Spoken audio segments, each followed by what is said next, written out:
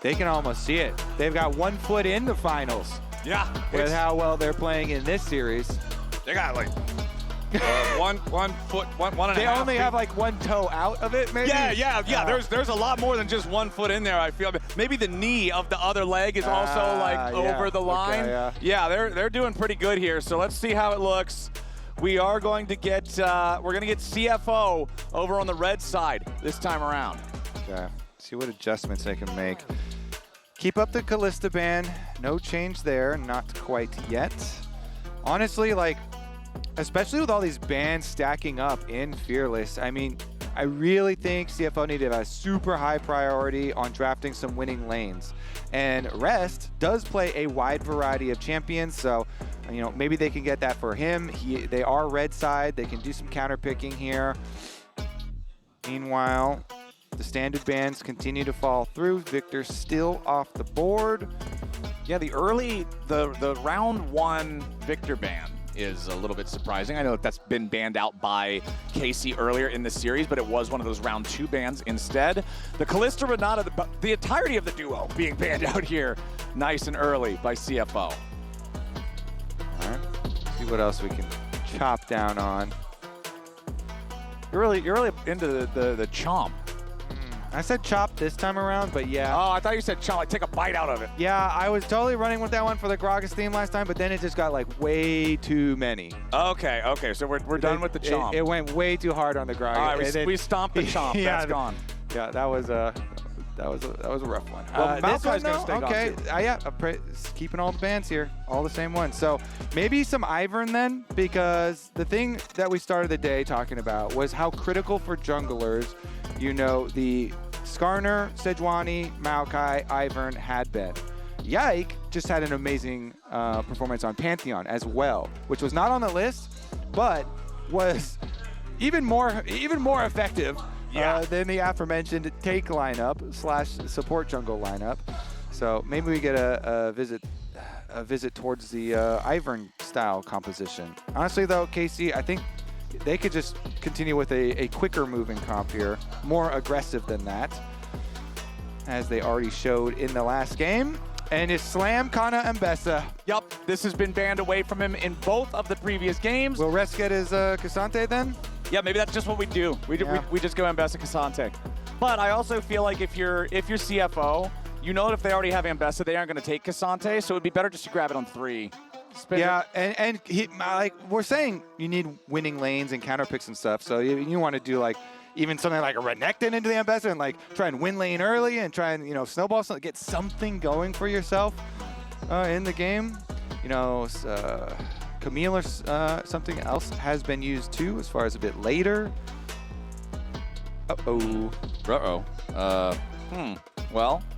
Might be some kind of an issue there with the client. Hopefully that's something that we can resolve pretty rapidly, because I delays in situations like this where the series feels so intense are always the worst, because I'm like, no, I want to see what they pick next. Yeah. Maybe some just more calm moments here for CFO. Take advantage of every moment you can get. Deep breaths. Meditation, deep breaths, fully reset, block it out. Yup. Just chilling. This champ select music doesn't really help me block it out. No, this isn't particularly relaxing. No, it's not super. Got in there with the. It's not calming me down. Calls. No, it's not calming me down. Not a good battle call for you. But I wonder if we're going to get anything super crazy from CFO, or if it's just going to be comfort. Yeah. What would you rather have? Super crazy every day of the week. Okay. You know me. Well, no, I know you, and I know you only play Volibear. Yeah. That's not super crazy. That's comfort. Right now, it might be super crazy. Okay, I guess. Okay, all right. Also, by the way, Volibear stomps on Ambessa. So if we want a counter pick, buddy, that's a good matchup. I actually do want to see a Volibear. You know what? Okay, all right, fine. I do. All right, and it would be good. All right, Rest, slam the Volibear. And it would play with my biting theme that we've had for this series. Wait, does he still bite people? I thought that was his old W. He does. The new W bites too. I thought that's a slash mark. It has like a claw mark on them. Bro, that's the Q. No, the Q, he like runs at him and stomps and smacks him on the head. Yeah, with his claws. Yeah, but the W, it puts like a claw mark on them. Dude, look at the animation. It's No, his head goes forward. What? It's a bite for sure. Okay, hold on. I'm looking this up. Volley bear, lol, wiki. Let me see. I'm gonna look it up too. So All right, let's figure out. I don't Volley- trust you to report this correctly. Volley So bear bite people. Or, it's Did you- frenzied maul. Look, it's his claw. It's the icon. It's a claw. He slashes them. Thundering smash. He smacks him over the head. you can maul with your teeth, bruh. No, bro, this is a claw. That is a claw, right? 1, 2, 3, 4, 5 bare fingers. That is a claw. Yeah, they did draw a claw. Yeah, they drew a claw. That's what I'm saying. They He's draw a clawing people. Why would they draw a claw if he chomps people? You kind of shattered my whole world right now. Like, What? What? You've played like 400 games with this character. Dude, I'm biting. When I play it, I'm biting people. Okay, so we got... This man tells me Volley Bear doesn't bite anyone? That's what... That's crazy. I don't even, like, what am I even doing anymore? Not biting. I'm literally going to have an existential crisis right now. Over Volley Bear not biting? Well, okay, I'm having an existential crisis because we got Nidalee. Okay. I feel like when your life is on the line in the tournament and you first pick Nidalee, you better have nothing but the utmost faith and the utmost setup in every single lane to make this pick work. Yep, they're definitely going to need Kaiwing with some CC here. And those support picks were getting a little thin. Yeah. With our Fearless racking up. But they already got the Ashe here for bottom lane. So into the Jhin. Let's see. There it is, the Renekton. Okay. There I said. Okay. All right, I like that. So the Renekton does win early versus Ambessa, but not so much later. Okay. So you need to make use of it, but they're doing exactly what we were asking for. CFO are trying to change everything here. Get an aggressive Nidalee jungle, get some winning lanes to work with, and get a hawk shot for that Nidalee to invade with. This is actually, they're doing everything that we asked for, Flowers. Okay. So this honestly, those first 3 picks, even though people might have personal biases against those champions individually, that is winning lanes. It is set up for a Nidalee. You know, it's point and click Renekton stun into Nidalee Spears, one of the oldest duos in the book. And it is a hawk shot to help the Nidalee go for invades. Yeah. Okay. All right. You've sold me on it. Yeah. I'm believing in the first 3 here. Over on the other side, though, Ambessa and Hwei, champions that have been banned out in both previous champ selects, going to be locked in for KC, alongside that Jhin, which we saw banned, I believe, in game number 1, but not 2. Second half of the bans have come through now. It's Poppy and Braum banned out by KC. They do not want to allow Poppy to easily deny all the mobility of Ambessa and Hwei. The Braum also just protecting against this powerful dive duo. They'll get that out of the picture. Meanwhile, over on CFO's side, they don't want Rakan diving in there next to those 2 that I already mentioned, and Ahri keeping that away from that notorious Hwei combo too. Yeah. I mean, a lot of the most obvious counter dive, anti-dive things have already been taken off the board, counting the bans, counting the Fearless as well, but you can go a bit deeper into some other random stuff, you know, like Swains and stuff like that. But we already got our Tristana lock-in here for the AD mid lane. A lot of AD here, so yeah. It just puts more pressure on the Nidalee to have success there. And you know, Nidalee is very much a lot of single target damage too, as far as your AP threat. So no mega tank on KC though. It's just going to be Vi tank since they lock the Pyke here for themselves, and they are also full AD. Yeah, we got the Pyke Jhin bot lane duo for KC. Now, what are we going to get as the mid laner that rounds this all out? Because these guys are strictly physical damage right now. Gonna have to splash some AP here for Vladi. Some sort of regular mage, I would assume. They do have a lot of dive on their team. There you go. Okay, there it is. Regular mage. That fits the bill. Long range as well, and the ability to group up AoE. Very, very long range. Now, there's some good pick potential, I feel like, here on KC, but there's no big, like, AoE engage or anything like that. Like, yeah, Hwei or Ambessa can grab one target. Yeah. Feels good. But after that, there's not a whole lot left there. So I wonder, are we going to get any big engage mechanisms on the other side here from this last pick? Because Okay, we got the Thresh.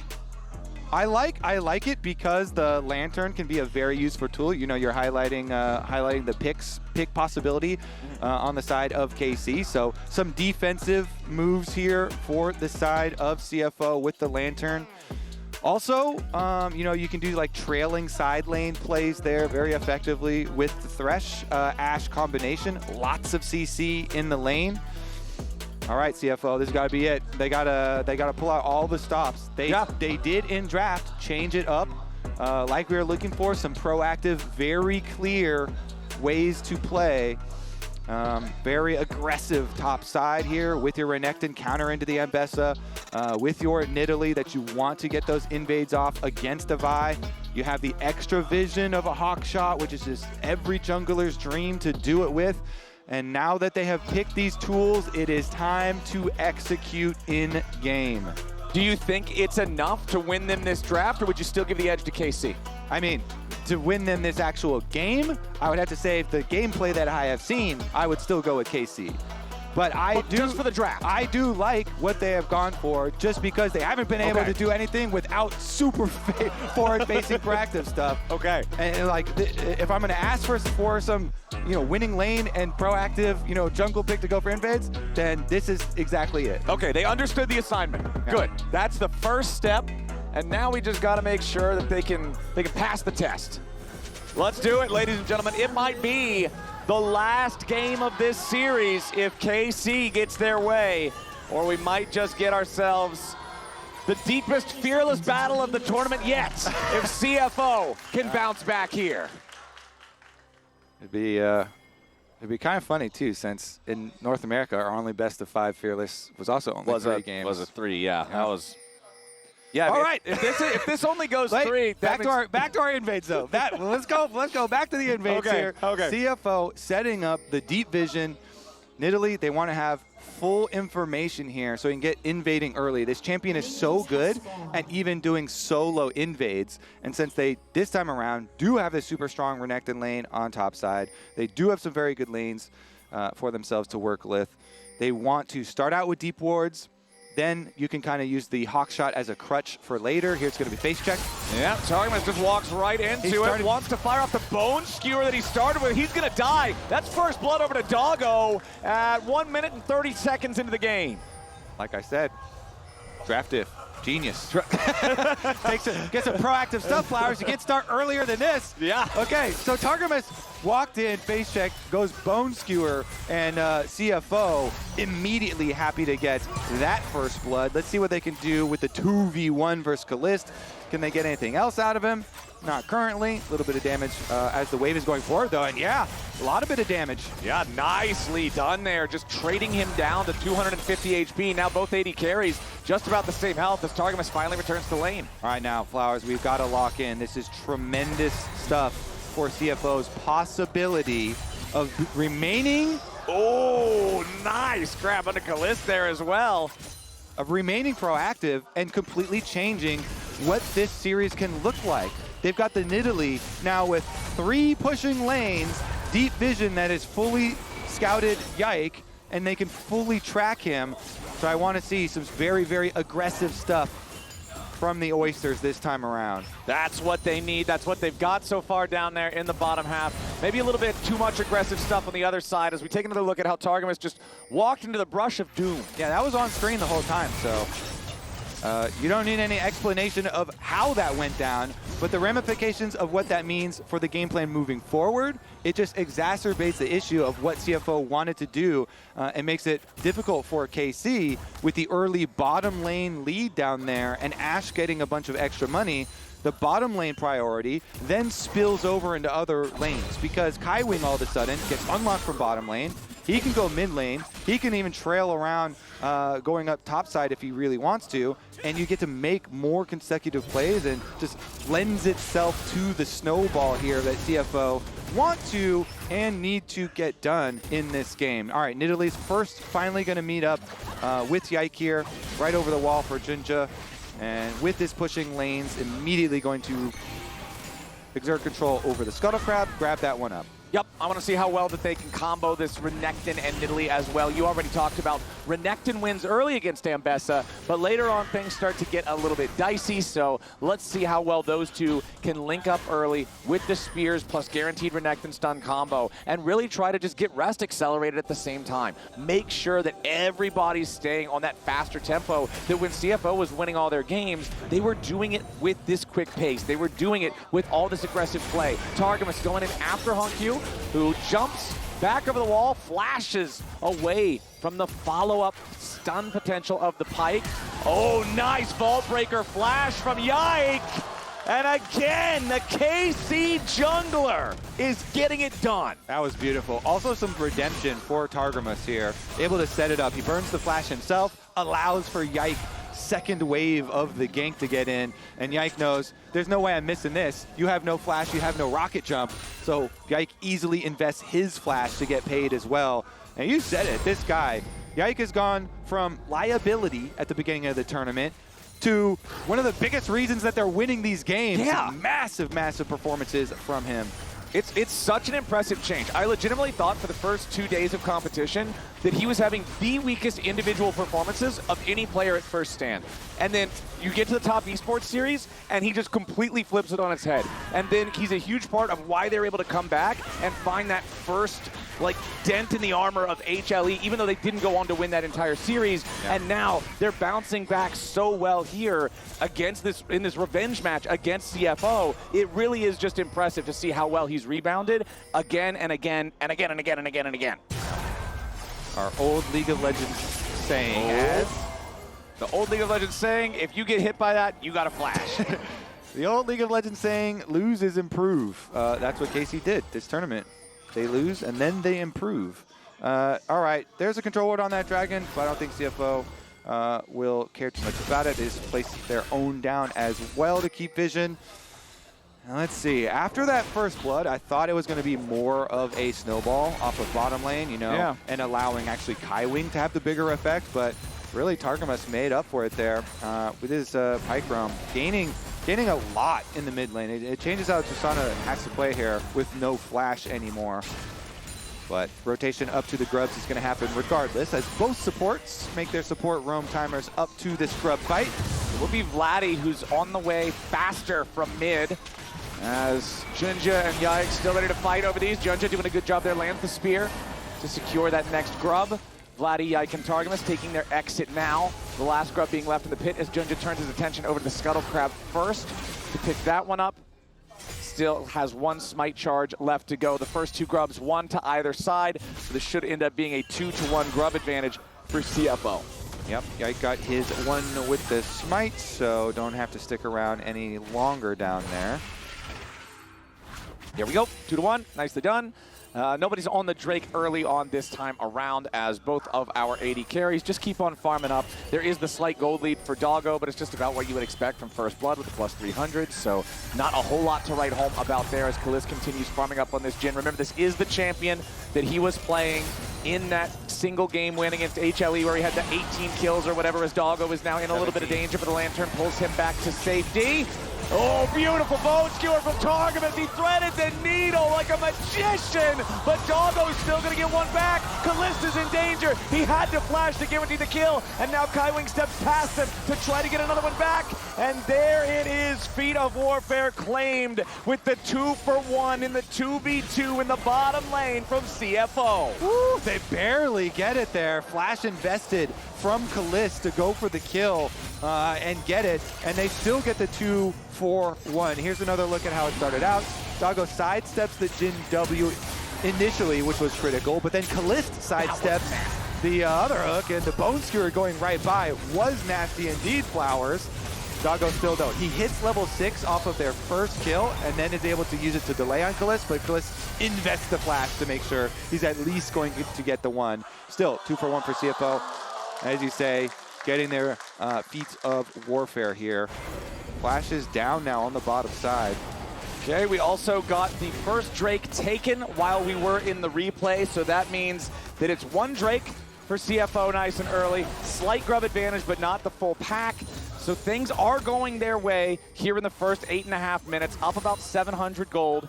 So we're off to a decent start for those who want to see more than 3 games in this series, but they still need to keep this tempo up. They still need to keep finding these plays and finding these angles. hongQ jumping in after Vladi here, but with Yike stealing away the enemy chicken camp. Now he's immediately ready to back up his mid laner. hongQ can't go after anymore.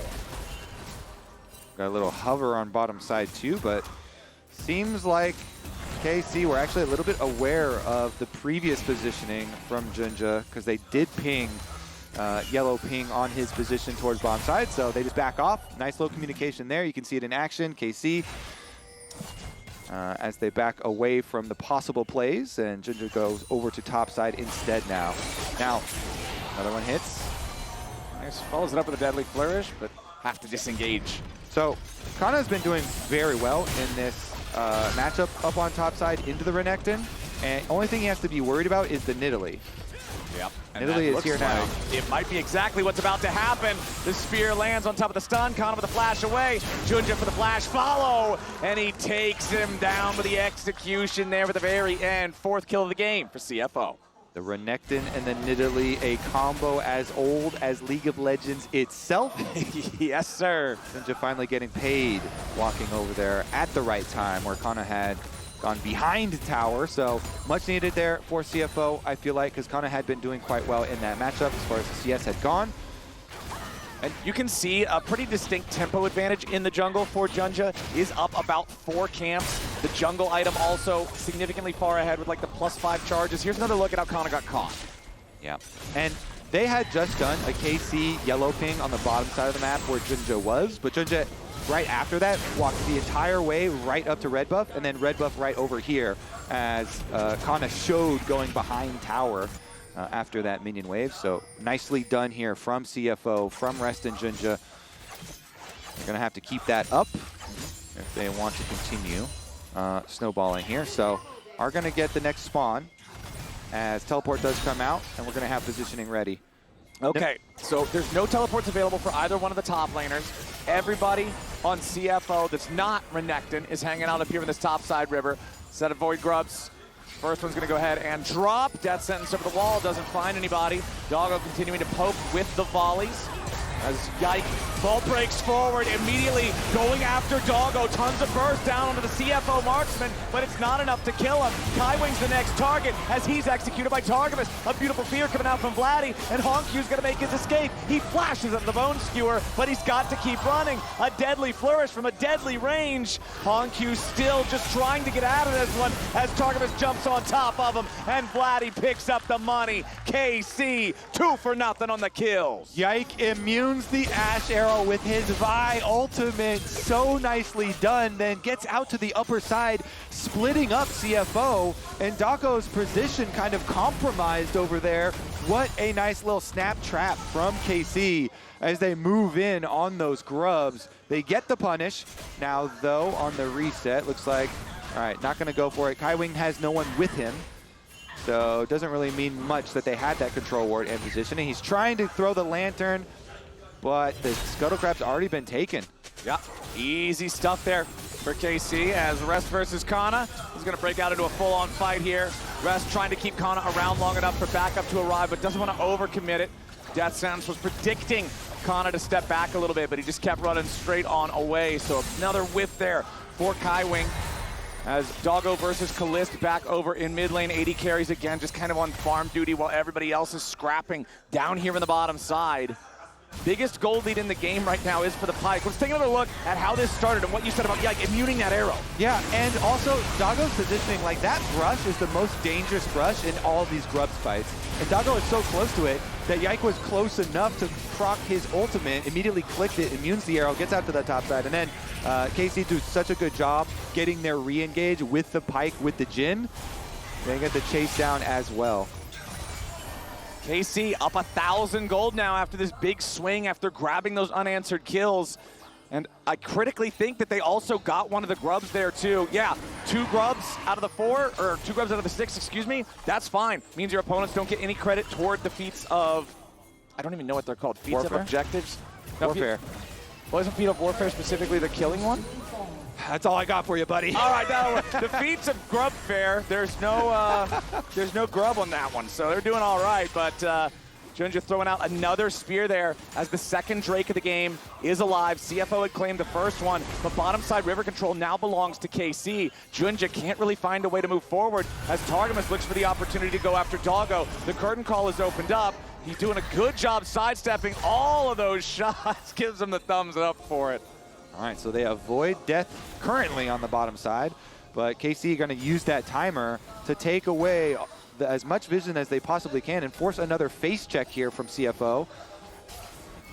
Yike and Targa right now, a lot of threat behind these two with the ability to engage and solo out a single target. Yeah. Yeah, they got to get out of there. Yeah, that lantern, very, very useful for keeping these guys out of danger. That spear just barely missing Targamas as he uses the deep water dive to get out of the way. Yike starts up the dragon. JunJia again just trying to throw out these spears, land some kind of poke. hongQ got to be careful. Dodges away from the bone skewer. Dragon still at about 2/3 HP. JunJia can kind of just fight this thing forever because he's got the heals that he can spam. Targamas, Yike, and Vladi going to go ahead and secure the Scuttle Crab first. Doggo finally makes his way up to the fight. Both top laners ready to teleport in. It should be Canna that arrives slightly earlier, but Rest has also arrived. Now JunJia's your target, immediately juggled around, but he turns right back on Yike, and he is down. The Hextech Drake stolen away by CFO. But what about the rest of the fight? Vladi and Targamas stuck inside the pit. A beautiful bone skewer onto the Pyke, as now he's in danger too. Rest goes deep, trying to find the kill on the Canna. Oh, Targamas! Wombo combo just kills two! Everybody's about to die on CFO. And just when it looked like the light was shining in the darkness, KC snuffs it out. Dude, and that Hwei damage and the AoE on the grouping there, putting in work. Targamas able to cash in the Pyke with the biggest gold diff in the game. He gave him the first blood because he knew a game like this was coming. Gotta give him an early lead. Okay, so here's another look at it. Again, even beforehand, this Hwei damage, this poke damage that he's getting done is real. Yike goes in, but Canna does not combo with him with the ultimate on Ambessa, and they actually just had the initial bone skewer. So then trapped inside the pit, CFO are like, all right, great. Let's move forward. We got the hook onto Pyke, but he's able to dash away, stun them, and get the double ult reset. Canna's able to even flash over the outside. hongQ still chases him down and makes his escape, but it's still a large victory there for the KC members, racking up a bunch of extra gold. Wow, 3,000 gold lead now for KC.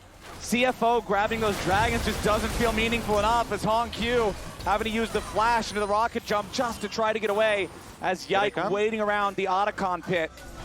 Kaiwing, Rest, and JunJia just trying to secure this Herald, get this bursted down before KC can try to collapse and punish yet again.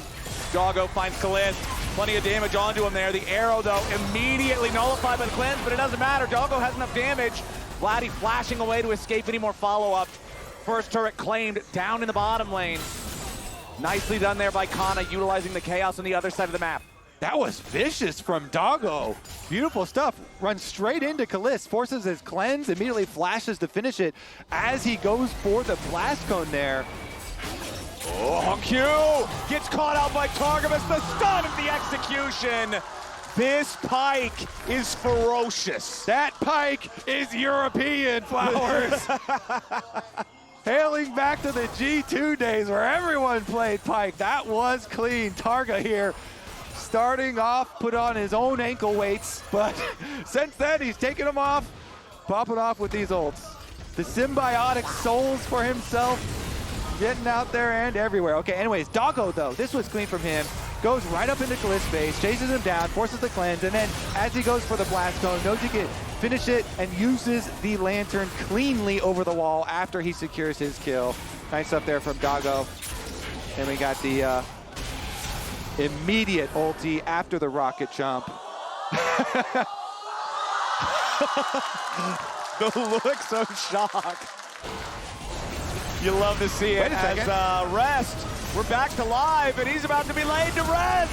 He barely stays alive thanks to Kaiwing providing the shield, and now JunJia jumps in the middle of everybody, and Yike is about to burn down to the Leandries. A little bit more damage is needed. One auto attack to the face gets it done. Vladi's next to fall, and the shutdown goes over to JunJia. That's 2 kills for the side of CFO. as KC thought they could get the kill on the top laner, and man, it was so close, but they just barely miss out. Targa's in some dangerous waters right now. He stops the recalls though. Doesn't look like the team is going to get anything else across the map in the meantime, but he is being very annoying. Pyke is very good at that. Yeah, it's one of the most annoying champions in the game to deal with when played well. JunJia trying to go for the spear there, doesn't hit it. Targamas though! All right, he finally overplays his hand a little bit. The Nidalee with 4 kills and now 5 was ready for his antics. That is a shutdown as well. Okay, so CFO, regardless of what happens, I love that they are trying so many more plays in this game. So everybody goes down here. They're not going to let Rest die without the rest of the squad coming to save him. Beautiful locket of the Iron Solari actually kept him alive, but we're back at it. Rest has no one to save him this time, Flowers. Yeah, if you first don't succeed, try again. This time they get the Gator good, and it's Yike grabbing his 2nd kill of the game. And blood all over the map, honestly, here. CFO, though, regardless, this time around, so many more plays for them. Staying even in kills, despite the gold deficit for themselves. A lot of tower gold being taken by KC. Let's see if they can actually forge some sort of way over to this dragon. It looks like it's going to be dangerous, but like you have to kind of keep sending if you're CFO. Yeah. You have to use an Ashe arrow. You have to go for some stuff and try and snowball. Oh, Kaiwing does get hit by the bone skewer. Still should be decently safe for now. Never mind. I'm eating those words, and Kaiwing is eating a public execution. KC pick up another kill, and they're about to stop the dragon stacking of CFO. This is not going to go the way that it did in game 1 where KC just piled them up. CFO having that tempo slowed down now. Targamas, beautiful hook onto JunJia, but he has the stasis to punish Yike instead. Massive turnaround. Perfect timing, nicely done. Now Targamas has to try to get away too. I say it time and time and time again, Kobe. Stasis is the strongest active in League of Legends, and it is not close. That could have been such an amazing pick there for the side of KC, but it gets turned around with the nice stasis usage. and they go right over to the Otacon after that. I mean, Targamas is on the way up. He's worked some magic. They're going to teleport Canna here as well. Okay, Otacon down to 4,000. Yike is still dead for 3 minutes. The Otacon should drop here. They're focus firing it pretty effectively, and there it goes. Ruinous Otacon is claimed, but they need to pick all the flowers too. Whenever it's this Otacon, the flowers are a huge part of the reward. Okay, CFO gets the Otacon. They get all the bonus flowers. They get everybody away. That gold lead that was, what, 3,000 or so earlier has shrunk back down to 1K now. This is definitely the best game of the series. No contest, not even close. CFO, that was huge for them. A bunch of flower power here for later on into the game. The adaptive force will be necessary. JunJia, the one with the big gold lead on their team. You mentioned, you know, power of stasis. We'll see what he can get done in some of these fights, if they can get some more, you know, picks across the board. But really, who has to carry the brunt of it is going to be the double 80 carries later on. Yeah. hongQ here, Infinity Edge is completed alongside his Yuntal. So will the Tristana get some resets in the future? Definitely some explosive potential here on both sides. Whenever you have teams like this, a lot hinges on vision control and being the one to take the first step, the proactive team to make the pick, the one that's going to get the reset first. So I like this comparison that we're seeing right now because Yike had the better early game. He was up in pretty much all measures at 14 minutes, but the damage done to enemy champions right now, JunJia is doubling him. And obviously Nidalee should be doing more damage than Vi, but double is quite a statement. As the arrow shot out onto Vladi, immediately hongQ wants to help out, guarantee the kill, they get it done. Now he's ready to go to Reset City. Population, Yike, double kill over to hongQ, and CFO making plays. Just as we say, hongQ's gonna have to be the one to do the heavy lifting here. They feed him gold. That's gonna be a hard push for them on top side too. Wait a second. They're gonna be able to get, I mean, honestly, mid tower and top tower are gonna be under pressure as we watch Rest dealing with what Ambessa turns into. Yeah, Ambessa's a little bit monstrous at this point in the game, but CFO will happily take their 2 kills they got up here on the top side. They will happily translate that into a tier 2 turret take after, and they will happily go back up to a 1,500 gold lead. Let's watch the arrow from Doggo yet again as he lets it rip. Love that the observers started back here because it showed the Scryer's bloom that allowed the arrow to hit. That was JunJia getting the vision with the Scryers, then the arrow coming through all the way from mid lane from Doggo, and they're able to force the play through to feed more money into their Tristana. hongQ now still level 15 and a half, but so much more gold in his pockets here to accelerate his 3-item power spike. Both of our top laners are at 2 items plus boots. About 1,500 gold lead, though, for the Ambessa. This is only going to become more and more of a problem, like you mentioned earlier, as the clock marches forward. So we'll see how long until Rest just can't deal with that in the side lane anymore. Kaiwing stepping forward to throw down a ward, forces Targamas to use that stun backwards to make sure he doesn't get caught by the death sentence. Less than 60 seconds until the next Drake spawns. Critically for KC, because they managed to get the last one, this is not Soul Point. It's not a do or die type of Drake. They can give it away if they feel they need to. Certainly can, but I've got a feeling we're going to get a brawl, buddy. I feel like that's probably just the nature of this third game. We've got 24 kills in 25 minutes, Kobe. This is the type of League of Legends I like to watch. Same, brother. All right, so we got a little bit of poke damage that was gone down there, but these Nidalee heals are also, you know, a fairly substantial bonus of having your Nidalee this far ahead. There we go, Ashe arrow. Nice arrow. Yike wanting to steal away the chickens. It's the jungler's cardinal sin. Just a little bit of extra money that you want, stealing away those resources. But the power of the Ashe to again make these punishes. CFO, with enemy jungler dead for the next 30 seconds, makes the call to go for the Baron. They've got it down to half, but the curtain call is opened up, and Rest has taken a little bit of a chunk of damage. Kaiwing wanted to go for some kind of a flash engage, but he's not going to get anything he wants. The Baron's been secured, and Rest is scrapping with Canna off to the side. JunJia wants to go in to kill Caliste, but he doesn't have the damage to do it himself. hongQ's on a killing spree, and Canna is down. hongQ after Vladi now, as Caliste tries to escape. JunJia's killed him with the burn, and that's a rampage for the CFO jungler.